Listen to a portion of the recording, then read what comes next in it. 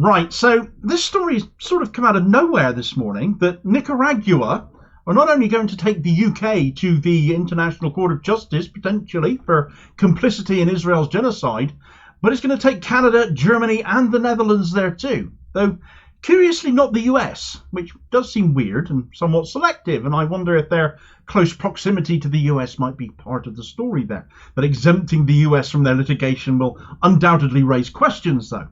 But at any rate, it looks like the UK getting its day in the dock of The Hague for aiding and abetting Israel in its actions in Gaza has just moved a step closer to becoming reality.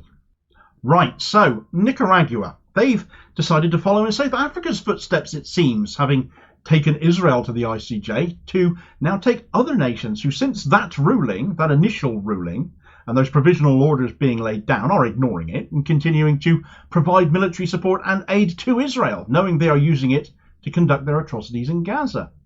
Proceedings, according to thus far the only media outlet covering this story, the Lebanese-based Al Mayadeen, began yesterday at the ICJ, following a statement published by the Nicaraguan government on the 1st of February, setting out their case. The Government of Reconciliation and National Unity informs the people of Nicaragua and the international community that it has notified the governments of the United Kingdom, Germany, the Netherlands and Canada of its decision to hold them responsible under international law for gross and systematic violations to the Convention on the Prevention and Punishment of the Crime of Genocide, international humanitarian law and customary law, including the law of occupation in the occupied Palestinian territories, in particular the Gaza Strip. In this vein, in a note verbal sent to these governments, Nicaragua recalled that the facts and circumstances of the Israeli actions in and against the Palestinians led the International Court of Justice to conclude on the 26th of January 2024 that at least some of the rights claimed by South Africa and for which it is seeking protection are plausible. This is the case with respect to the right of the Palestinians in Gaza to be protected from acts of genocide and related prohibited acts identified in Article 3. Although the order on provisional measures of the court is not a judgment on the merits, nevertheless on the evidence publicly available, the court found it plausible that the Genocide Convention has been and is being violated by Israel. If genocide is plausibly occurring in the Gaza Strip, in the judgment of the highest world court, it cannot be otherwise in the judgment of the international community that is also dramatically aware of the same facts that led the court to that conclusion. The obligation to prevent genocide arises and begins when there is a risk of it occurring. In fact, when it is plausible that it is occurring or might occur, this plausibility is now beyond doubt and dispute. In that sense, Nicaragua has urged the governments of the United Kingdom, Germany, the Netherlands and Canada to immediately halt the supply of arms, ammunition, technology and or components to Israel, as it is plausible they might have been used to facilitate or commit violations of the Genocide Convention, including but not limited to acts of genocide, attempted genocide, complicity in genocide and conspiracy to commit genocide. Unfortunately, the provision of military, weapons and other assistance capable of being used in the genocide taking place has not stopped or diminished since the genocidal attacks of Israel on the Gaza Strip began in October 2023, and in some cases has indeed increased. Nicaragua has reminded these governments that a state's obligation to prevent and the corresponding duty to act arise at the instant that the state learns of, or should normally have learned of, the existence of a serious risk that genocide will be committed. Furthermore, Nicaragua has warned that the recent announcements by these governments on the suspension of the funds to the United Nations Relief and Works Agency for Palestinian Refugees in the Near East, UNRWA, further exposes that in the present scenario, the governments of the United Kingdom, Germany, the Netherlands and Canada continue to disregard their obligations and to actively facilitate violations of the rules of international law by Israel to the severe and immediate prejudice of the Palestinian people, particularly Gazans, and the international community as a whole.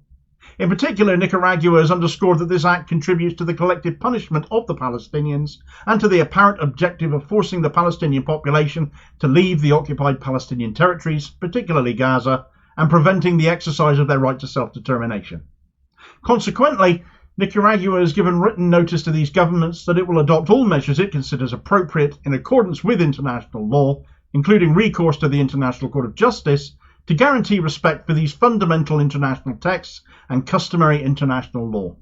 The Government of Reconciliation and National Unity reaffirms its firm commitment to the rule of law at the international level and the peaceful settlement of disputes between states, Managua, 1st of February 2024, Government of Reconciliation and National Unity, Republic of Nicaragua. It's a no-holds-barred bruiser of a statement, though I can only imagine the reaction that got in Downing Street, laughed at and thrown in the bin. Nicaragua? Who are they? Where are they again? I can't remember the last time I saw one of theirs. I can quite conceivably believe such would be the abject arrogance and disdain for being held to account that the likes of Sunak and co would have. Nicaragua have a valid point, though. And an attitude like that, if that has been the government's response behind closed doors, could well see them summoned to the Hague. I assume because actions allegedly have begun yesterday that their statement and the note verbal that they sent each government, which is just a diplomatic phrase for written correspondence with the receiving state's foreign office, so they can't say they've not been told in effect, before things move on. And this appears to be what Al Mayadeen are now reporting today. But why leave the US out? It's the elephant in the room here, really, isn't it? They're the biggest supporters of Israel right now. Why leave them out of this? That doesn't make sense, surely. But there might be a few reasons. Firstly, Nicaragua is still waiting on reparations to be paid by the US under a previous ICJ ruling for the role the US had in sponsoring the Honduran Contras via the CIA in the 1980s to depose the left-wing Sandinista government of Nicaragua. Given that that is still ongoing after all this time, you can imagine that they might not want to rock the boat, so to speak, on that.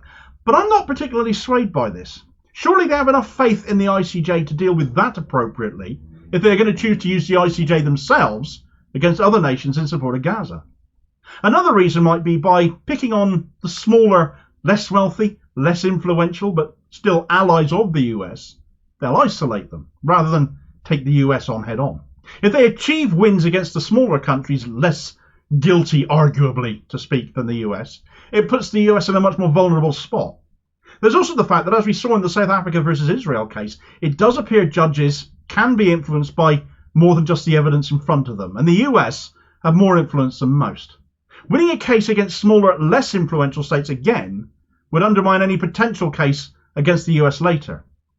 This I find more believable, but if anyone else has any other ideas as to why this might be the case, feel free to say in the comments. Perhaps the UK will adopt the position Israel took in all of this and go Hague schmague to it all. Their reaction to prima facie being met on charges of genocide at the hands of South Africa was as embarrassing and arrogant as it was predictable, as you can see if you check out this video here next, and I'll hopefully catch you on the next vid. Cheers, folks.